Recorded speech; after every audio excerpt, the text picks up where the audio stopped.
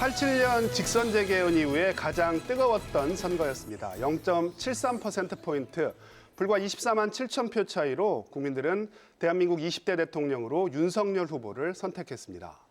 충청의 선택도 다르지 않았는데요. 지역을 찾을 때마다 충청의 아들을 외쳤던 윤석열 당선인. 오늘 생생토론에서는 새 정부에 거는 충청권의 기대와 과제에 대해 이야기 나눠보겠습니다. 먼저 토론에 함께하실 분들입니다. 국민의힘 홍문표 의원 나오셨습니다. 네, 반갑습니다. 다음은 대통령 리더십 연구원에서 최진 원장 시간 내주셨고요. 안녕하십니까, 반갑습니다. 배재대 행정학과의 최우택 교수 함께하겠습니다. 안녕하세요. 저희가 준비된 영상부터 먼저 보시고 본격적인 토론 이어가겠습니다.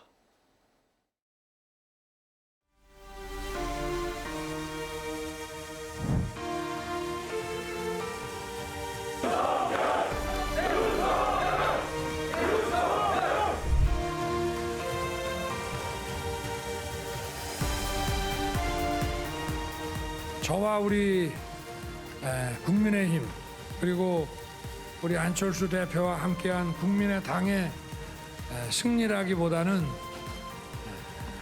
위대한 국민의 승리가 아닌가 그렇게 생각을 합니다.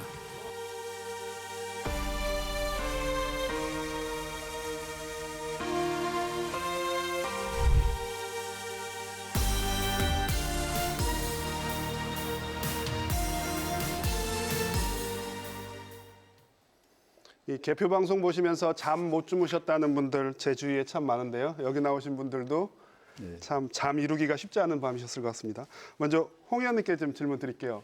먼저 고생 많으셨다는 말씀 먼저 드려야 될 것 같아요. 감사합니다. 네. 직접 선거를 발로 뛰셨습니다. 좀 소감이 남다르실 것 같아요. 먼저 좀 소회에 대해서 한 말씀 해주시죠. 네. 저도 사실 뭐 정치권에 있는 지 오래돼서 많은 선거를 치러봤지만은 이번 같이 뭐 초조하고 불안하고 그러셨을 거예요. 또 두려움까지 있는 네. 그런 시간을 9시부터 2시 반까지 야종이는 몸이 좀 뭐 솔직히 좀 굳어지는 그런 입장까지 왔는데 참으로 이번 선거는 우리 국민들이 아마 예측을 못했을 거고 저희도 그랬습니다. 그래서 이제 정치하는 분들 저를 비롯해서 야 진짜 이 국민 앞에 진솔하고 잘해야지 이 선거 때만 돼가지고 뭐 한다고 해갖고는 우리 국민들이 속아주질 않는구나. 그래서 참 요번에 큰 교훈으로 삼은 것은 국민들이 정권 교체 57% 이상을 원했거든요. 그런데 우리가 받은 요번에 득표는 거의 못 미쳤어요. 그렇죠. 그렇다면은 국민이 원하는 우리 정권 교체는 됐지만은 원하는 정도의 지지를 못 받았다. 이 부분에 대해서는 좀 자책과 반성을 합니다. 손을 들어주긴 했지만 완전히 들어준 건 아니다. 저는 개인적으로 이제 출구조사가 끝나고 개표 방송 딱 시작이 되면 7시 반에 이번엔 좀 특이했습니다만 7시 반에 이제 딱 결과가 나왔는데 국민의힘은 이기고 있었는데 당혹해하는 모습이었고요. 민주당은 지고 있었는데 환호성이 들렸단 말이에요. 송영길 대표는 울기까지 했습니다. 야, 이게 참 정말 정치라는 게, 투표라는 게 정말 어려운 거구나 보면서 생각을 많이 했는데 두 분은 어떻게 보셨습니까? 먼저 우리 최 원장님. 일단 뭐 저희 보는 사람은 그렇지만 일단 두 후보하고 수천만 지지자들이 하룻밤 사이에 천당하고 지옥을 왔다 갔다 하는 거 아니겠습니까? 와, 정말 박빙이라는 얘기는 대선 경선 과정에 수없이 했지만은 이 정도로 초박빙일지는 아마 미처 아무도 예상 못했을 겁니다. 그래서 결국 이겼다고 당선된 사람도 너무 자만해도 안 되겠고 또 졌다고 해서 너무 또 좌절해서 안 되겠구나. 그리고 이게 통합이 정말 중요하겠다. 세대별로, 시대별로, 2030별로 또 남녀별로 일일이 전부 다 갈라졌지 않습니까? 그것도 아주 박빙으로. 그래서 새로 당선인 윤석열 당선인이 참 기쁨을 만끽하기보다는 더 무거운 부담감을 많이 느끼겠다. 그런 생각을 아주 여실히 지금까지 하고 있습니다. 국민의 선택은 참 절묘했습니다. 최 교수님 어떻게 보셨어요? 저는 최근에 제가 이제 코로나 이후에 사실 영화를 많이 보지는 못했는데요. 네네. 아, 영화도 이렇게 재밌는 영화가 좀 많았으면 좋겠어요. 선거 뛰신 분들은 얼마나 피가 정말 몇 많으시겠어요. 시간을 보고 있는데 예. 하나도 지루하지가 않았어요, 사실은. 예. 뜬 눈으로 밤을 새는데 아직까지도 좀 후유증이 좀 남아있기는 한데요. 네네.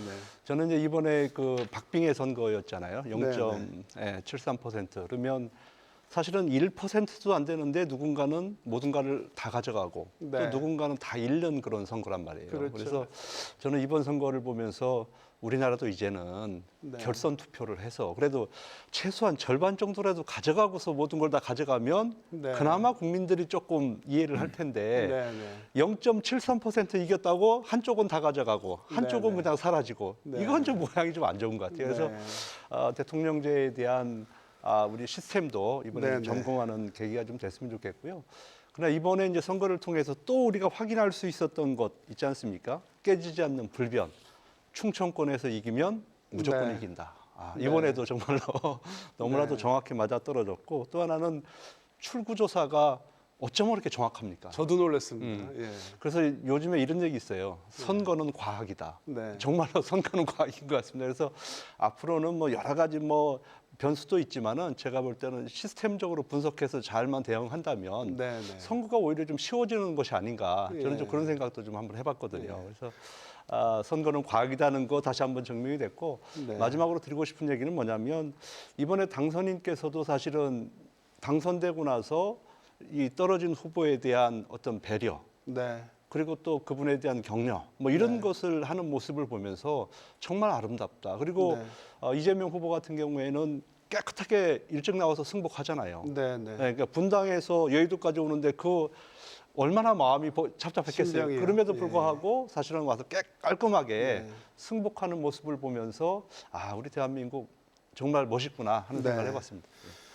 뭐 상대방이었지만 이재명 후보의 승복연설이 굉장히 감동적이었다 이렇게 얘기하시는 분들 많이 계셨습니다. 홍 의원님도 좀 높게 평가를 하신 것 같은데. 네, 저도 아침에 YTN에 나가서 지금 방금 그 말씀을 드렸는데 이 평소에 이재명 후보 참 더티하다.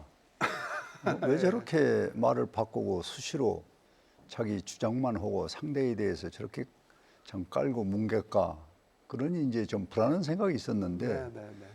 이 승부를 받아들이면서 그 첫 얘기가 성공하길 바란다. 네네. 그 얘기에 저는 그동안에 좀 이 마음속에 있었던 것이 네. 그냥 한 방에 다 그냥 씻어졌습니다. 네. 참 아주 훌륭한 결단이었고 네. 또 민주주의가 그렇게 성숙해서 간다는 네. 걸 보고 상대 정당의 후보였지만은 네. 참 존경스러웠다. 네. 이렇게 평가를 합니다. 뭐 윤석열 당선인도 비슷한 얘기를 했는데 여야가 통합과 협치로 가는 네. 어떤 단초가 마련되길 바라봅니다. 예, 원장님. 저는 이번 대선 때 네네. 이제 자주 들었던 말 중에 하나 충청도 대망론.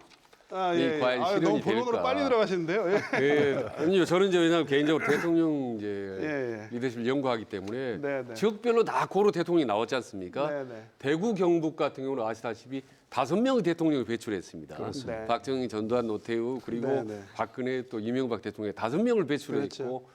하다못해 강원도에도 이제 최규하 대통령도 있었죠. 배출했는데 이제 충청도가 여러 가지로 양적인 질적으로 이렇게 팽창을 했는데 아직도 이 지역 출신 대통령이 없다라는 얘기들이 많이 나왔습니다. 그런데 네네. 이번에 이제 윤석열 후보가 당선이 됐지 않습니까? 네네. 그럼 이제 여기 계신 분한테 이제 여쭤보고 싶은 거죠. 충청도 대망론이 달성이 된 이루어진 겁니까? 거냐? 예. 뭐 그렇게 이따 두 분께 잠깐 여쭤보도록 하고요. 일단 충청 표심부터 좀 저희가 좀 한번 어떻게 움직였는지 한번 얘기를 들어보겠습니다. 뭐 선거 때마다 아까 최 교수님 말씀하셨지만 캐스팅 보트 역할을 했는데 이번 선거에서도 충청도는 윤석열 후보를 선택을 했습니다. 뭐 세종 빼고 대전과 충남북에서 모두 이겼고요. 특히 그렇습니다. 대전에서는 5개 구 모두를 휩쓸었습니다. 충남에서는 홍 의원님 지역구시죠. 예산의 그 윤 후보 득표율이 제일 높았다고 그런 얘기도 전해졌습니다. 예. 충청도 민심 어떻게 보세요? 농담입니다만은 선거 때가 되면은 각 지역별로 온도 차이는 있는데 그렇죠. 저희 예산홍성은 매번 1등 했어요. 네. 역대 선거의 기록을 보면은 이번에도 그 기록을 깨지 않고 우리가 네. 1등 해야 되겠다는 자긍심이 있었는데 네. 마침 1등을 했습니다마는 예. 저는 문제는 요번에 아까 원장님이 언급을 하셨는데 어느 곳 가든 저희가 이제 충청권 전체를 좀 다녀보니까 네. 이 대망론에 대해서 안 들은 것 같으면서도 야중에 질문을 해요. 예. 이 충청도 스타일이 그렇거든. 우리 저희 예, 스타일이겠죠. 모르는 척하고 야중에 결정적일 때 또 질문을 한단 말이에요. 마지막에 살짝 이렇게. 그래서 이 대망론이 깊이 깔려 있구나. 네. 이제 그걸 이제 느꼈고, 근데 대망론만큼 우리가 표를 몰아줬느냐? 네. 저는 이 부분은 좀 달리 그건 생각을 또 합니다. 아니다. 예. 그러나 이번 같이 충청권 전체가 네. 골고루 표를 나온 적은 없습니다. 네. 상당히 지역적인 충북이라든지 네, 네. 뭐 대전 같은 데 온도 차이가 있었는데 네. 이번에는 상당히 비슷한 네. 정도의 결집이 됐던 것만은 틀림이 없다. 음. 이제 문제는 그 속에 이제 조금 좀 선거를 깊이 고민하시고 생각하는 분들은 네. 이 충청권이 왜 이런 게 없냐? 네. 그러면서 이제 아까 원장님 말씀대로 우리 윤보선 대통령이 잠시 있긴 있었어요. 그런데 네. 그때는 이제 정변에 의해서 어떻게 등 떠밀려 가지고 네, 네. 대통령이라고 이름을 한 번 걸친 것이지 네, 네. 이 온전한 대통령으로 뽑힌 건 아니거든. 네, 네. 그래서 그 뒤로 보면은 역시 사람이 없으니까 네. 그 지역에 발전이 안 되는 거예요. 홀대를 받는 거죠. 네. 뭐 앞으로 그게 나올는지 모르겠습니다만은 네. 아주 상당한 많은 부분이 네. 참 아주 부끄럽고 네. 자존심 상하는 그런 그 지역 발전에 우리가 참 뒤떨어진 그런 것들이 있습니다. 네. 그래서 그런 거를 저는 모르는 줄 알았는데 네. 서천에 가고 당진에 갔는데 어떤 분들이 그 몇 가지를 직설적으로 물어봐요. 네. 왜 우리 충청에 이쪽 방송국도 KBS도 없고, 네. 그다음에 이제 뭐 장항선이 왜 단선철도냐, 아, 예. 이런 걸 모르니까 내가 좀 고민하고 대답할 거를 그분들이 대답을 해주니까 쉽긴 쉬운데 네. 이제 깜짝 놀라는 거죠. 아, 네. 이분들이 이거 깊이 이걸 알고 계시구나. 예. 그래서 좀 어떤 데서는 좀 두려운 생각도 가졌었던 네. 그런 경험이 있습니다. 이번 선거 결과에 충청 대망론에 대한 열망이 좀 깔려 있었다라는 말씀 동의하십니까? 저도 뭐 동의하죠. 그러니까 네. 이제 충청의 아들을 강조를 했잖아요. 사실 충청 출신이라고 보기에는 이제 아버지가 논산 그렇죠. 노성 분이신 예, 거죠. 이제 아버지의 예, 예. 고향이 이제 그렇다 이쪽인 보니까 건데, 예, 예. 뭐 저도 이제 그렇잖아요. 저도 성장은 이제 도시 와서 했지만은 네, 네. 아버님 고향이 거기고 또 네. 거기에서 제가 이제 주말 받아가서 또 어린 같이 일도 하고 시절을 그러니까 보내고, 예. 당연히 저는 이제 고향이 이제 저 전라북도 장수한 뭐 이런 얘기를 네, 하긴 네. 해요. 사실은 아마 윤석열 후보도 이제 그런 마음이 있을 것 같고 선거 때 되면 뭐든지 좀 걸치고 싶고 뭔가를 좀 하고 싶잖아요. 솔직한 얘기가. 그래서 네, 네.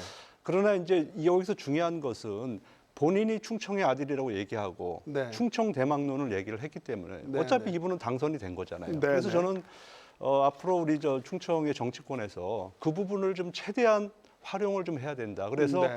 얻을 것은 확실하게 챙기는 그런 노력들이 좀 필요하지 않을까 하는 생각을 좀 해봤고요. 네. 저는 이번에 이 충청권에서 윤석열 후보를 이렇게 골고루 밀어주게 된 배경은 네, 네. 지난 5년 동안 해도 너무했다. 저는 그런 생각을 좀 해봅니다. 뭐냐면은 우리가 이제 보통 이제 뭐 국무총리나 장차관급들 인사 얘기할 때 네, 네. 보면 지금 박범계 장관 한 분이에요. 사실은 뭐 그렇게 없습니다. 이렇게 많은 분들이 내각에 진출을 하지 못했어요. 충청 출신들이 홀대받았다는 그럼요. 말씀. 인물이 없어서 그런 게 아니고 발탁을 안 한 거잖아요. 네, 네, 그런 문제가 있었고 또 하나는 그동안에 지역을 좀 흔들었어요. 뭐냐면은 대전에 멀쩡하게 있는 중기부를 갖다 세종을 갖다 준단 말이에요. 그러니까 지역 간에 싸움을 붙이는 거예요. 네. 그런 거는 정말로 잘못된 거잖아요. 대전에 있으나 세종에 있으나 그게 무슨 문제가 있습니까? 그래서 그런 것도 있고 또 하나는 좀 그 세종 그러니까 행정 수도론을 가지고서 너무 흔들었다. 네. 즉 다시 얘기하면은 그 문재인 대통령 공약 때부터 그것이 나왔던 건데 뭐 하나 제대로 된 게 없잖아요, 지금요. 어떻게 보면 겨우 하나 나온 것이 이제 국회 세종 의사당 분원 이것 딱 하나 법률안 통과된 게 이게 어떻게 보면 다거든요. 그러니까 이런 것들에 대한 사실은 불만들이 이번 표심에 나타난 것이 아닌가 하는 네. 생각을 해보고 하나를 더 추가하자면 그런 거죠. 혁신도시 지정만 해놓고 공공기관 안 내려오잖아요. 네. 이거 장난치는 거잖아요, 이게요. 네. 네, 그래서 이런 분노들이 이번에 표심에 좀 저는 들어갔다 하는 말씀 좀 드리겠습니다. 네.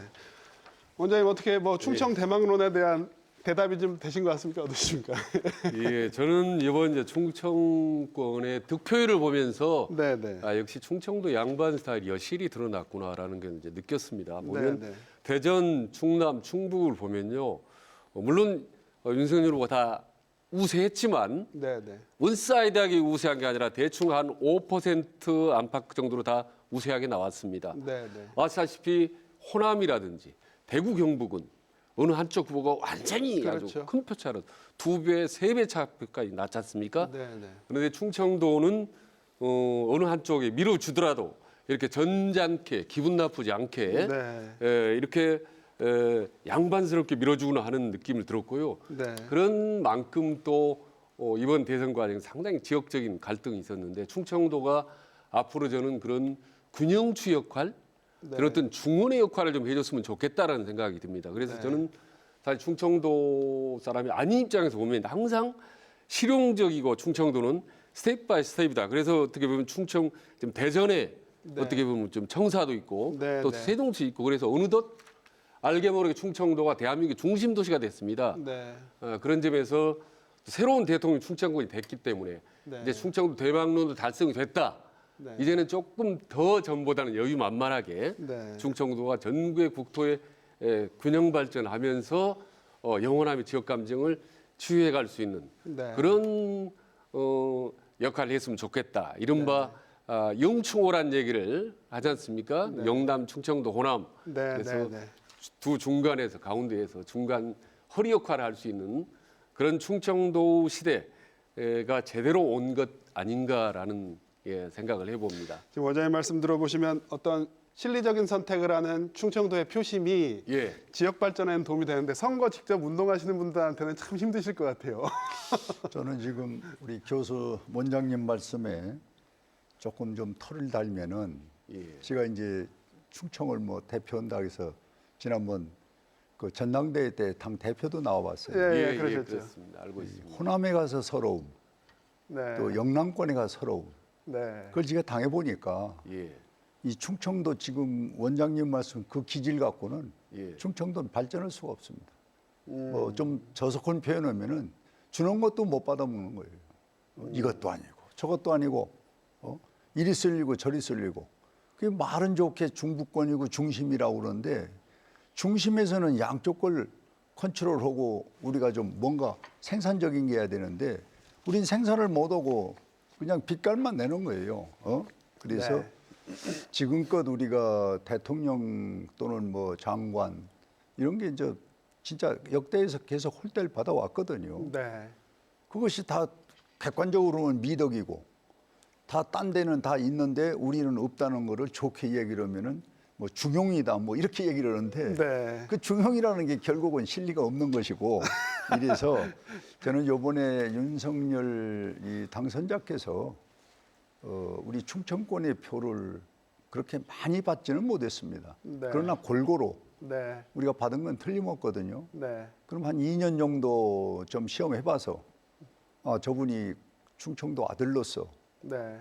또 중부권 국가 균형 발전 또 뭐 여러 가지 좋은 얘기를 좀 해서 발전이 충청권에 보이면은 네. 아마 다음번에는 누가 나와도 충청권의 사람을 더 선호를 하고 네. 더 지역에 대해서 애착심이 있을 텐데 네. 그래서 저는 윤석열 이번 당선자 한 2년 동안 좀 시험을 해봐야 된다고 봅니다. 예. 좀 제가 그 여당 의원으로서 좀 지나친 표현인데 조금 시험을 해봐야 돼요. 네. 잘하면은 충청도가 늦게 불붙어 갖고 확실하게 밀어주고 밀어줄 수 있다는 걸. 예. 그렇게 좀 제가 좀 의원님 평가한다. 그 말씀하시니까 이제 뭐 저희가 본격적인 얘기를 좀 해보면 이제 인수위 지금 뭐 얘기가 한창 나오잖아요. 네네. 뭐 비서실장 얘기, 뭐 대변인도 뭐 김은혜 의원 한다고 하고 인수위 지금 뭐 인수위원장은 아직 뭐 물음표지만 지금 한참 구성이 한창인 것 같습니다. 여기서 지역의 역할 어떻게 보십니까? 뭐 저도 인수위원회에서 일을 해봤습니다마는 이 초창기 조각을 처음에 짤 때 네, 네, 우리 충청권을 상징할 수 있는 분들이 최소한도 네, 그 룸의 각 분야에 들어가 있어야 됩니다. 들어가야 한다. 예. 예. 그것은 이제 전문적인 분야들 들어가야 되겠죠. 네. 그냥 뭐 구색 맞추기 위해서 들어가는 거는 들어가서 일을 못 합니다. 네. 예를 들면 뭐 지금 문재인 정부가 원전을 이렇게 상처를 냈는데 네. 그 서류가 지금 주들이 비공식적으로 아는 것만도 여러 차례 올라온 거를 카트당하고 카트한 것들이 많거든요. 네. 그러면 이번 인수위에서 딱 보고 네. 이 서류가 아닌데 이거 잘못된 거 아니야? 이거 원문 갖고 와라.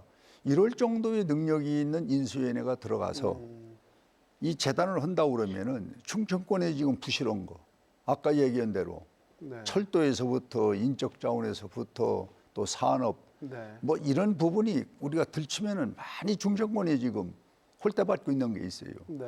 그것을 바로 잡아야죠 인수위원회에서. 그래서 인수위원회가 있는 거거든. 네. 그래서 나는 처음부터 우리 충청권을 대표하는 전문적인 네. 이 식견을 가진 분들이 좀 여러 명이 들어가는 그런 노력이 우리들 같이 이제 정치권에 있는 분들 네. 또 그 외에 이제 이렇게 중요한 방송 쪽이라든지 여기에서 그런 지적과 네. 그런 노력이 좀 있어야 되겠다 이렇게 말씀을 드립니다. 이제 뭐 여당 의원이 되셨는데 이 여당에서 좀 더 그런 분발을 해야 될 것 같고요.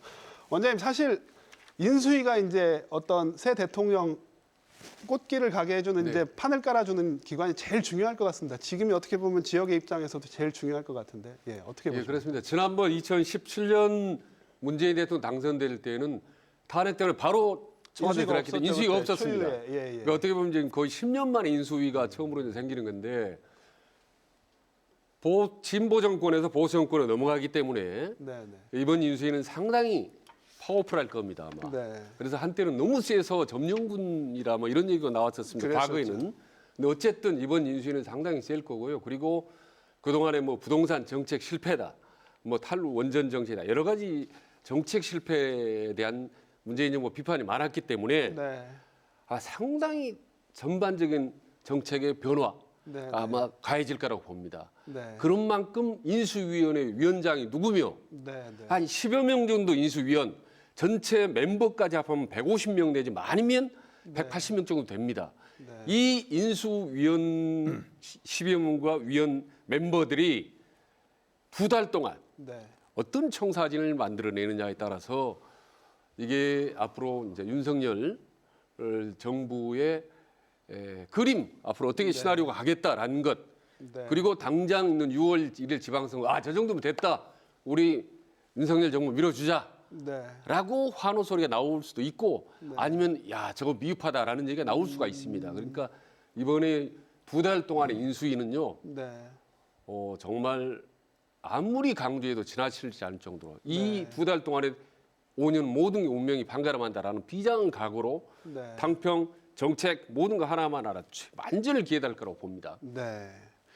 최 교수님 참 복잡하네요. 지역의 입장에서 보면 지역의 인재들이 인수위에 들어가는 것도 중요하고 인수위가 어떤 통합 협치를 위해서 파열음을 내지 않는 것도 중요하고 지금 뭐 우리 홍 의원님 말씀하신 것처럼 인수인계를 위해서 정부 정책을 잘 인수받고 구상을 짜는 것도 중요하고요. 예, 참 여러 가지 중요한 문제가 얽혀 있다는 생각이 듭니다. 어떻게 보십니까? 좀 인수위에는 두 분 말씀하신 대로 저는 너무나 중요하기 때문에 이걸 우리가 지켜봐야 됩니다. 그래서 과연 윤석열 당선인께서 이 충청도에 대한 마음이 있는 건지 없는 건지 첫 번째 시험대가 제가 볼 때는 인수위다. 몇 명이 들어갈 수 있는지. 예. 그래서 저도 꼭 가급적이면 많은 분들이 좀 들어가야 되겠고 뭐 여기에 이제 뭐 대학에 또 뭐 명망가들이 많이 계시고 그러니까 네, 네. 그런 분들이 지역의 정치권에서 좀 발굴을 해서 적극적으로 좀 인수위에 추천을 하고 또 그분들이 들어가서 아까 우리 홍 의원님 걱정하신 부분 그런 것들을 좀 꼼꼼하게 챙길 수 있는 네. 좀 여지를 지금부터 만들어 주시는 게 저는 예. 필요하다 그런 말씀을 드리겠고요.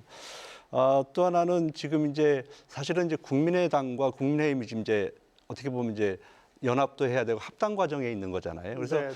인수위에서 사실은 그 문제가 원활하게 해결이 되지 않으면 네. 제가 볼 때는 처음부터 스텝이 꼬일 수가 있다. 그러면 네. 여기서 스텝이 꼬이면은 공천이 스텝이 꼬일 거예요. 네. 그러면 지방선거 공천에 스텝이 꼬이면 그 다음에는 이제 지방선거가 문제가 될 거고 네. 그 다음에 윤석열 호가 출범을 하더라도 또 아마 국회에서 또 뭐 인사청문회하고 할 때 또 스텝이 꼬일 가능성이 커요. 네. 그렇기 때문에 정말로 좀 마음을 열고 이번에 인수위원회를 좀 구성을 해주고 네. 지역을 대표할 수 있는 분들이 많이 들어갈 수 있도록 노력을 좀 해달라 그런 말씀드리겠습니다. 네. 그 홍현, 부분에서 제가 한 가지 좀 덧붙이면은 과거에 조금만 경험에 의해서 말씀을 드리는데 이 지역의 인재가 골고루 등용이 돼야 네. 그게 국가 발전하고 연결이 됩니다. 네, 네. 이 들어가서 앉아놓으면은 아무래도 자기 지역 연고권 이런 것이 우선할 수밖에 없거든요. 네. 그래서 저는 아까 우리 최 교수님 말씀대로 이번 인수위원회가 뭐 충청만 들어가는 건 아니고 전국적으로 균형을 좀 맞춰서 그걸 제대로 펼쳐놓고 아젠다를 정하다 보면은 네. 예를 들어서 충청도의 장항선만 단선 철도다 우리나라에서 네. 이거 복선을 해야 되는 거 아니냐? 네. 그리고 KBS 방송국이 이 충청권에 없다. 예. 그다음에 또 뭐 충청은행도 없다. 네. 이런 거는 어느 도의 사람이든 난 균형을 맞춰야 된다고 봐요. 네. 이런 인수위원회가 이번에 윤석열 인수위원회가 돼야 된다는 것이고. 네. 그런데 지난번에 이제 우리가 거울 삼아야 될 거는 아까 원장님이 지적하신 대로 지난번 문재인 대통령은 인수위원회가 없었잖아요. 그랬죠. 정치적 여러 가지 상황 때문에. 네. 그러고 보니까 국가 아젠다가 없었어요. 네. 뭐 제가 뭐 다 얘기는 할 수 없는데 그러다 보니까 우선순위가 없다 보니까 국민을 상대로 국민을 좀 우리 야당 얘기로 한다면은 적폐 삼아서 갈라치기를 해가지고 사람만 때려잡는 정도의 얘기하다가 야중에 이제 2년이 돼서 3년이 넘으니까 야 지역 발전 우리가 한 게 뭐가 있냐 국가 균형 발전 이러니까 이제 대통령께서 이 국책 사업이나 지방 사업 할 때는 국가 예산이 안 들어가고 지금 안 되게 돼 있지 않습니까? 네. 제가 이제 뭐 예결위원장을 해서 좀 잘 아는데 그러면 거기는 이제 타당성 조사를 비롯해서 한 4가지의 과정을 거쳐야 예산이 이제 집행이 되잖아요. 그런데 이 문재인 정부에서는 대통령이 예타 없이 한 것이 한 60조가 됩니다. 그냥 가는 곳마다 선신 공약을 해버린 거예요.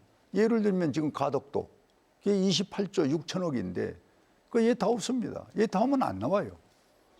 이런 거를 갖다 놓고 지역별로 쭉 편제를 보면은 이렇게 되면은 이 윤석열 이 인수위원회도 네. 큰일 난다 이거죠. 내 생각은. 이제 이걸 거울 삼아야 돼요. 네. 윤석열 인수위원회에서 그렇게 해서 사심 없이 허대 부족원들은 인수위에서 채워주고 그리고 그 지역에 잘 알고 있는 현안 문제는 그 지역 분들이 또 잘 알아요. 그걸 들어주고 네. 이런 인수위원회로 이번에 구성이 돼서 우리 충청권에 그동안에 홀대받던 것도 좀 해결하고 대한민국의 소위 건설과 이 발전은 그래도 아젠다를 놓고 하나하나 밟아가야지 그냥 주먹구구식으로 하는 지금 같은 문재인 정부의 식은 돌아서 보면은 흥건은 없고 불만 남고 국민들은 이제 두 갈래로 갈라져 버리고 이런 우가 지금의 상황이 맞지 않냐 이렇게 진단을 합니다. 뭐 인수위원회도 인수위원회지만 이제 국무총리부터 시작해서 이제 조각을 할 거 아닙니까? 네. 거기 이제 지역 인사들도 많이 포진이 됐으면 좋겠다. 홀대받았다는 그런 비판이 지역에서 나오니까요. 네. 예, 어떻게 보십니까? 홍 의원님도 어떻게 농림부 장관 뭐 어떻게 입각 의사는 없으십니까? 저는 그 우리 정부의 이제 조각도 네, 네. 뭐 조금 여당 의원으로서 이야기하기가 좀 껄끄럽습니다만은 이 실용주의고 전문적인 네, 그 시스템이 우리 그 국가 전체의 한 60%가 되고 네. 나머지 30% 40%는 새로운 변화를 추구하는 이런 식으로 구조가 좀 짜여지면은 네. 이 대한민국은 발전합니다. 네. 그런데 하루아침에 전부 새로운 것만 갖다 놓고 국가를 운영하다 보면은 많은 이제 에러가 나올 수밖에 없고 또 그렇다고 해서 이제 전부 실용만 따지다 보면은 제자리 걸음만 또 할 수밖에 없고 네, 그래서 네. 6대4 정도로 좀 네. 비율을 맞춰서 하는데 어쨌든 대한민국은 지형적으로 국제적으로 실용이 필요한 상황이에요. 네. 뭐 외교든지 안보든지 뭐 국방이든지 뭐 모든 것이. 그래서 저는 이번에 인수위원회는 이 윤석열 대통령 호는 좀 실용적인 바탕에다가 실용을 중심으로. 새로운 변화가 함께 가주는 네. 그런 구도로 좀 짜면은 아주 좋은 정부가 될 수 있지 않겠냐 이렇게 말씀을 드립니다. 최 원장님, 지금 뭐 여소야대가 되게 생겼죠. 지금 네. 뭐 그런 상황에서 이제 국무총리 임명부터 야당과 처음으로 부딪히게 될 거란 말이죠. 네. 예, 그럴 때 국민들이 원하는 협치의 모습을 보여주면서 어떻게 지금 말씀하신 이런 실용적인 내각을 구성하려면 뭐가 제일 중요할까요? 지금 정치 공학적으로만 본다면 네, 네. 윤석열 정부가 매우 힘들어집니다. 지금 네, 네. 170석 정도 되는 거대 야당을 데인데, 이제 예. 상대를 해야 되니까요. 172석 아닙니까 지금 여당이. 그래서 한 60석 가까이 차이 나기 때문에 국의회에서 한 발자국만 나가려면 전부 제동이 걸려야 됩니다. 네. 그런데 과거에 김대중 정부도 사실 79석으로 정부를 운영해 나갔었습니다. 새로 당선됐을 때. 무슨 말씀이냐면 윤석열 정부가 당선이 본인이 그동안 여러 번 얘기했던 대로 국민만 보고 네. 국민만 보고 전진해서 감고 그야말로 통합의 내각을 하고 탈정치, 탈이념으로부터 자유롭게 정치를 편다면 그래서 결국 국민들로부터 지지를 얻을 수 있다면 네, 네. 민주당이 쉽게 그렇게 발목을 잡을 수가 없습니다. 네. 국민들을 밀어주면 초기에. 네, 네. 그래서 저는 이 의석에 너무 이렇게 연연할 필요 없이 윤석열 네. 당선인이 그야말로 지금까지 너무 과거 문재인 정부가 사실 운동권 중심으로 폐쇄적인 국정 운영 그리고 인사했던 것은 부인할 수 없습니다. 네. 이것 때문에 어떻게 보면 정권 교체가 된 원인, 네. 근본 원인 아니겠습니까? 이걸 이제 반면 교사로 담아서 윤석열 당선이 정말 아까 우리 홍문표 의원님 지적하신 대로 실용적인 실력 있는 사람들 등용하고 지역에 있어서 차별성이 있었다. 그럼 과감하게 충청도 필요한 부분 투자는 하고 이렇게 그야말로 정도대로 간다면 그리고 국민들이 거기에 전적으로 지지를 한다면 네. 민주당도 결국은 그 큰 대열에 저는 합류할 수 있을 거라고 봅니다. 네. 그래서 너무 이렇게 의석에 연연할 필요는 없다. 네. 다만 과거에 또 민주당이 오류를 범했던 일방 독주는 네. 해서는 안 되죠. 네. 그래서 협치를 하되 여야 간 긴밀하게 협치를 하되 가장 중요한 국민만 보고 달려가면은 뭐 힘든 문제들도 잘 해결될 수 있을 거라고 저는 봅니다. 당선인의 최근 발언을 이렇게 종합해 보면 그 점을 잘 인식하고 있는 것처럼 들립니다. 예. 최 교수님, 예, 뭐 이런 상황에서 충청도는 이제 뭐 공약이라든가 뭐 현안에 대한 여러 가지 이제 요구가 나와야 되는데요. 예, 예. 그 전에 잠깐 저도 이제 네.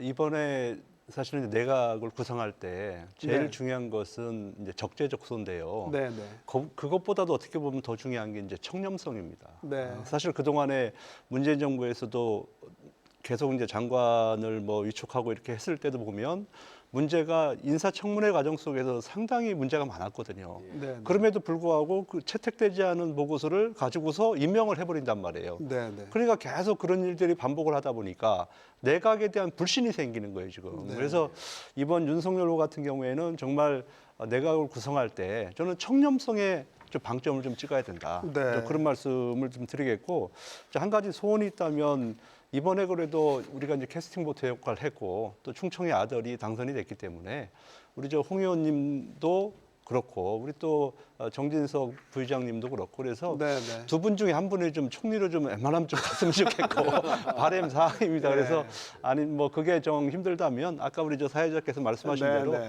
우리 농림 쪽에 가장 우리나라 대표적인 전문가이신 우리 네. 홍문표 의원님께서 그쪽 좀 꼭 가시기를 말씀 좀 드리겠고요. 네, 네. 그다음에 저희 이제 우리 그 충청권과 관련해서 여러 가지 공약들을 후보께서 하셨어요. 네, 네, 그래서 네. 특히 이제 대개 보면은 이제 대전을 중심으로 해서 세종 천안을 잇는 첨단 미래 사업. 네, 네. 그래서 뭐 그게 이제 중원 신산업 벨트라고 얘기를 하더라고요. 네. 근데 이 부분이 저는 좀 잘 됐으면 좋겠고 또 하나는 이제 세종과 대전을 연결하는 그거 있지 않습니까? 경제자유구역 지정 이런 네, 것들도 사실은 이쪽 분야에서 제일 중요한 게 사실 그런 부분이에요. 네. 우리가 지금 뭐 대기업이 없고 또 이 뭐 그 쓸만한 기업들이 없다 보니까 사실은 이제 일자리가 또 없잖아요. 그래서 젊은이들이 자꾸만 이걸 떠나는 이제 그런 상황이라 그래서 경제 자유구역 같은 거 지정을 해서 정말 좀 자유롭게 경제 활동이 이루어질 수 있는 이제 그런 것들 좀 많이 만들었으면 좋겠고 또 하나는 지금 이제 우리 충청권에 지금 메가시티 얘기 있지 않습니까? 그러니까 충청권을 아우르는 메가시티인데 이 메가시티가 작동이 잘 되기 위해서는 이 도로망이나 교통망 이런 게 상당히 중요하지 않습니까? 그래서 뭐 광역철도라든지 내륙간 뭐 철도라든지 또 이렇게 주위를 돌릴 수 있는 뭐 순환선 고속도로라든지 이런 것들을 좀 이번에 좀 잘 인수위 과정서부터 잘 계획을 해서 이것이 빠른 시간 안에 이것이 반영될 수 있도록 우리가 좀 노력을 해야 되겠다. 그리고 또 당선자께서도 그만큼 약속을 하셨기 때문에 꼭 그것을 반영시켜달라는 말씀을 좀 드리겠습니다. 앞으로 2년 동안 시험을 하셔야 된다고 하셨는데 뭐 어깨가 무거우십니다. 이걸 어떻게 보면 홍 의원님 일이기도 하시잖아요. 뭐 저는 뭐 거기 뭐 접근 바로 되는 그런 스타일은 아니고 저는 지금 우리 최 교수님 말씀에 이어서 한 말씀 덧붙이면은 대통령이 충청권인데 이 총리를 충청권에서 가지면은 나는 안 된다고. 뭐 협치를 위해서라면. 협치를 위해서도 그렇고 국가 발전을 위해서도 뭐 필요한 장관이라든지 실무진이라든지 인수위원회 같은 때 이럴 수 있는 자리는 좀 균형을 맞춰줬으면 좋겠다. 그동안에 못한 거를 좀 많이 할 수 있는. 그래서 나는 뭐 우리나라의 지금 고질병이라고 할 수 있는 게 이 호남의 문제와 지금 우리가 안고 가는 어려운 문제가 있잖아요. 그래서 호남 쪽에 난 개인적으로는 총리를 줬으면 좋겠다. 통 큰 양보를 하는 게 그렇게 해서 좀 윤석열 후보가 지금 계속 얘기를 하고 있는 것이 국민만 바라보고 간다. 이게 일이고 두 번째가 의회와 협의를 하겠다고 그랬어요. 세 번째가 야당과 협의한다고 그랬어요. 이게 협치라는 것이죠. 그분 세 가지가. 난 그렇게 된다고 그러면은 인수위원회부터 그걸 보여줘라는 것이죠. 인수위원회에서부터. 그렇잖아요. 인수위원회는 또 뭐 좀 국민이 공감을 못 갖는 분들이 들어가 놓고 협치하자고 그런다면 거기서부터 삐걱 소리가 나는 거야. 그래서 저는 그렇게 통 크고 그리고 이 나라에 그동안에 갈등이 있었던 거를 과거는 돌리고 새롭게 가는 그런 어떤 대통령으로서의 비전을 보이려면은 그렇게 과감하게 했으면 좋겠다. 이렇게 해서 저는 뭐 이게 자꾸 여당 속의 야당 얘기만 지금 하고 있는데 좀 더 그렇게 해서 우리 충청권에 그동안에 못 가졌던 많은 그 불이익했던 것도 좀 채워 넣고 그리고 국가의 한 차원 더 높은 그런 그 국기를 좀 높일 수 있는 그런 이번 인수위원회 그런 또 이 윤석열 정부가 됐으면 좋겠다는 생각을 갖습니다. 개인적으로 그냥 짧게 한 가지만 여쭤볼게요. 이제 단일화 이후에 이제 안철수 후보가 인수위원장 또는 뭐 국무총리 얘기가 계속 나오잖아요. 그 부분은 어떻게 보세요? 전 나올 수 있는 이야기인데 문제는 이것을 이제 상호간에 협의를 해서 이 문제가 이루어져야 된다고 한다면은 이것도 뭐 밀실에서 뭐 둘이 할 것이 아니라 좀 대담해서 좀 전문가들하고 같이 해서 어떤 사람이 좀 좋겠다 해갖고 나가다 보면은 저는 인수위원장도 좁혀집니다. 근데 이것이 마치 극적인 어떤 연출이라든지 꼭 나만 갖고 있는 권한을 내가 행동하면 따르라. 난 이런 스타일을 이제 좀 지향하는 게 좋겠다. 과거는 그렇게 했을 망정 오히려 다 열어놓고 그렇게 해서 좀 토론도 하고 대화를 하다 보면은 누가 좋겠다는 게 어느 정도 근사치가 나오거든요. 그렇게 국정에 가면은 우리가 불안하지 않고 예측 가능한 정치를 볼 수가 있지 않습니까? 원장님 호남 총리 통 크게 하나 준다고 하면 협치의 상징이 될 것 같기도 하는 생각이 드는데 어떻게 보십니까? 저는 이제 호남 출신이지만 그런 부분에서 그렇게 좋다고는 보지는 않습니다. 그러세요 개인적으로는? 이제 과거에 그렇게 많이 호남 총리를 해서 이제 지역 민심을 아우르는 이제 정치적인 인사를 했는데 물론 그것도 이제 필요합니다만은 지금 이제 코로나 시국이라 민생이 어렵고 여러 가지 엄중한 시기이기 때문에 철저하게 저는 실용 위주로 실용 갈 위주로. 필요가 있다고 실용. 봅니다. 그리고 네. 이제 우리나라 같은 이제 대통령 중심제 국가에서는 총리가 언제부턴가 약간 얼굴마담 상징적인 존재, 그래 좀 비슷합니다. 그런 맥락에서 아까 이제 홍문표 의원 말씀하신 대로 호남 출신을 할 수도 있고 또 뭐 부산 경남 출신으로 다른 지역에 하는 것이 큰 정치적인 의미는 있겠다라는 부분에 대해서는 총론적으로 동의를 합니다. 네. 다만 앞으로 실질적인 일을 하는 사람들은 장관입니다. 네, 네. 그리고 대선 과정에서 윤석열 당선자도 강조를 했지 않습니까? 책임장관제라고. 네, 네.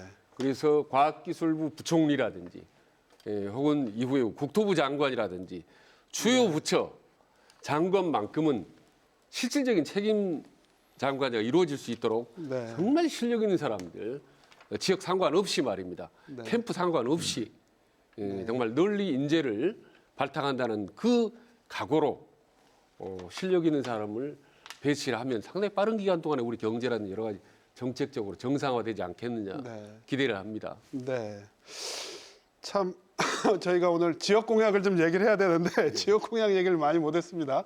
최 교수님 지금 뭐 두 분 얘기 잘 들으셨는데 예, 이런 와중에 저희가 충청도가 목표로 했던 거 달성하려면 뭐가 좀 중요할까요?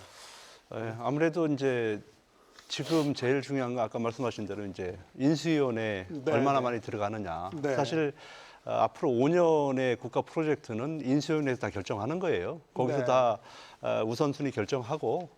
근데 이제 인수위원회 끝나고 뭐 중간에 우리가 뭘 하나 만들어 가지고 넣겠다? 그거는 제가 볼 때는 어렵습니다. 그래서 어떻게든지 인수위원회에 많은 분들이 들어가야 되는 거고요. 그리고 또 지역의 공약들이 거기에 반영될 수 있도록 노력을 해야 되는데 또 중요한 것은 이제 국회 역할이 있기 때문에 지금 이제 여야 지역에 이제 국회의원들이 계시잖아요. 이분들이 좀 힘을 합쳐서 또 거기에 최대한 반영될 수 있도록 노력하는 모습. 저는 그게 좀 필요하다 이렇게 봅니다. 네. 저희가 남은 시간이 별로 없는데 홍 의원님 그 얘기도 잠깐 여쭤볼게요. 지방선거가 이제 불과 80일 뒤에 치러집니다. 예. 뭐 대선 결과가 아무래도 영향을 주겠죠. 뭐 민주당 얘기도 좋고 뭐 국민의힘 얘기도 좋은데 예. 어떻게 준비하면 좋겠습니까? 예. 나는 아까 원장님이 저 초기에 말씀을 좀 하신 것 같은데 네네. 지금 송영길 대표께서 지난번에 식물 대통령 얘기가 나와서 상당히 혼란스러웠거든요. 아까 그 얘기요. 예. 그게 이제 180석을 갖고 있다. 그러니까 대통령은 니들이 했어도 국회에서는 우리가 장하고 있으니까 너 마음대로 못 할 거다. 뭐 이런 이제 논제인데 그걸로 만약에 이 윤석열 이 초기의 정부를 흔든다든지 발목을 잡아놓으면은 국민들이 가만히 있지는 않는다고 봅니다. 이제 옛날 생각을 하면 안 돼요. 서울시장 선거에서 우리 서울시의 구청이 25개인데 우리 국민의힘이 한 사람밖에 없습니다. 그 지난번에 완사이덕에 그 우리 오세훈 의원이 시장을 했잖아요. 그것도 우리가 거울 삼아 봐야 되고 이번 대통령 선거도 여러 가지로 우리가 자만해서는 안 될 거지만 갓갓으로 이긴 거 아니에요? 그다음에 이번 국회의원 5명 중에서도 사실 민주당은 하나도 안 됐거든요. 그럼 이런 속에서 첫 출범하는 이 윤석열 호에 대해서 안티를 걸고 180석이라는 거 갖고 자꾸 브레이크를 걸면은 저는 6월 1일 날 지방선거 이 치러지겠어요? 저는 그렇게 안 봅니다. 그다음에 또 국회의원 선거도 마찬가지고. 그래서 저는 이번에는 윤석열 이 정권이 진짜 통 크게 과거에 있었던 등식은 다 빼버리고 진짜 대한민국 새로운 대한민국 만들겠다. 그래서 협치를 해야 돼요. 그런데 협치도 종전과 같이 그런 협치 말고 저는 문제가 걸리는 정책 부분은 공청회 토론회를 하면 됩니다. 영국이 그렇게 하거든요. 영국이 어떤 주제가 엇갈리면은 곧바로 거기는 전문가들 모셔다가 토론회를 합니다. 그러면 이제 어느 정도 공통분모가 나오면은 그걸 갖고 법안을 만들거든요. 우리도 어떤 현안 문제가 엇갈리면 공청회 토론회를 이렇게 2번 전문가분들 모셔서 나오면은 줄거리가 나와요. 그럼 거기다 살붙여서 법을 만들면 되거든요. 새로운 협치의 모습을. 그렇습니다. 이렇게 나는 윤석열 호 시작을 했으면 좋겠고 또 그다음에 180석 가지고 뭐 식물 대통령 이런 식으로 하지 말고 그렇게 난 응했으면 좋겠고 그다음에 이제 지역에는 우리나라의 뭐 좁은 땅이지만은 아주 산재한 문제들이 많거든요. 이것이 이제 각 군과 그리고 딴 도와 연계되는 사업들이 많아요.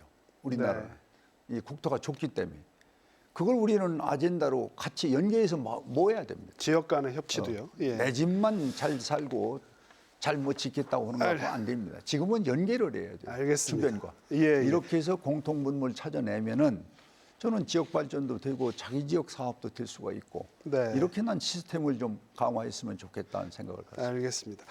민주당 입장에서도 뭐 이렇게 발목 잡기가 쉽진 않을 거예요. 지방선거에서 어떤 역풍을 맞을 우려도 있을 것 같거든요. 최 교수님 이 부분 짧게 정리해 주신다면 어떻습니까? 네, 아무래도 이제 우리가 대통령이 당선이 되면 허니문 기간이라는 게 있지 않습니까? 네. 그래서 이제 그 허니문을 누리기 위해서는 저는 제일 중요한 건 공천의 문제이다. 그러니까 네.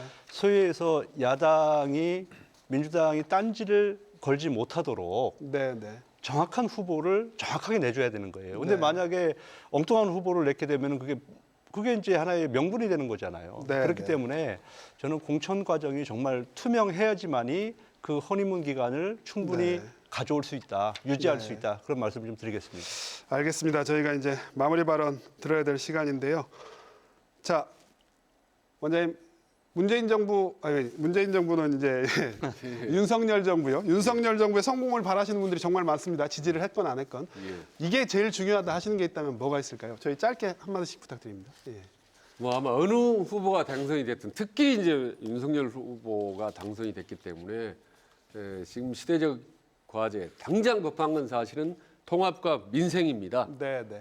지금 박빙부터 시작해서 여러 가지 갈래로 나눠준 세분화된 갈등의 극치에 달한 선거 결과를 맞이해서는 한치 망설임 필요 없습니다. 모든 게 다 통합으로 가되 민생 지금 코로나 때문에 너무 힘듭니다. 사실은 자영업자들 힘들고 부동산 정책이라든지 일자리가 여러 군데 산적해 있습니다. 그래서 민생을 빨리빨리 서둘러야 됩니다. 그래서 통합과 민생이란 두 쌍두마차를 속도 있게 아니까 질주해서 몰고 갈 수 있는 그런 윤석열 정부가 됐으면 좋겠다는 겁니다. 좌우로 되돌아볼 틈이 없습니다. 통합과 민생 두 단어로 정리해 주셨고요. 예, 최 교수님. 네, 저는 이제 이번에 윤석열 당선인이 된 것은 이제 공정과 상식이 통하는 나라를 만들어 달라라고 하는 염원이 컸던 것 같아요. 그래서 그 부분에 대해서 초점을 좀 맞춰야 될 것 같고 또 하나는 지난번 정권에서는 사실은 이제 시민사회나 아니면 이념적으로 편향된 분들이 국정 운영에 많이 참여를 했어요. 그러다 보니까 이제 그런 부분에 실망이 많았기 때문에 이번 정부에서는 진짜 전문가들이 좀 국정에 참여할 수 있는 길을 좀 많이 만들어주는 게 필요하겠고 마지막으로 너무 사회 SOC 분야에 투자 많이 하는 거 저는 옳지 않다고 좀 생각하는 거예요. 우리나라처럼 길 잘나 있는 데가 없습니다. 그래서 정말 국민들의 생활에 필요한 그런 정책들이 좀 많았으면 좋겠다 하는 말씀을 좀 드리겠습니다. 네, 국민이 실생활에서 체감할 수 있는 정책들. 자, 이제 홍 의원님 여당 의원 되셨으니까 각오를 제가 여쭤보는 게 맞는 것 같아요. 윤석열 정부의 성공을 위해서 어떻게 하시겠습니까? 전 뭐 짧게 말씀드리겠습니다. 충청의 아들 분명하거든요. 뿌리를 쭉 추적해서 찾아가 보면은 그러면 이제 국민에게 효자를 했으면 좋겠어요. 효자를 하는 충청의 아들이 국민에게 효자 아들을 좀 됐으면 좋겠다. 이렇게 되면은 저는 윤석열 대통령은 성공한다 이렇게 생각합니다. 알겠습니다. 네, 저희가 어느덧 마무리할 시간이 다 됐는데요. 국민의 반은 환호했지만 나머지 반은 탄식했습니다. 이 승자는 위대한 국민의 승리라고 했고요. 패자도 국민의 판단은 언제나 옳았다고 했습니다. 이 갈등과 분열을 씻고요. 윤석열 정부가 대한민국 건국 이래 가장 성공한 정권으로 기억되길 간절히 바랍니다. KBS 생생토론 여기서 마칩니다. 토론 준비해 주신 세 분 오늘 고생 많으셨습니다. 시청해 주신 여러분 고맙습니다.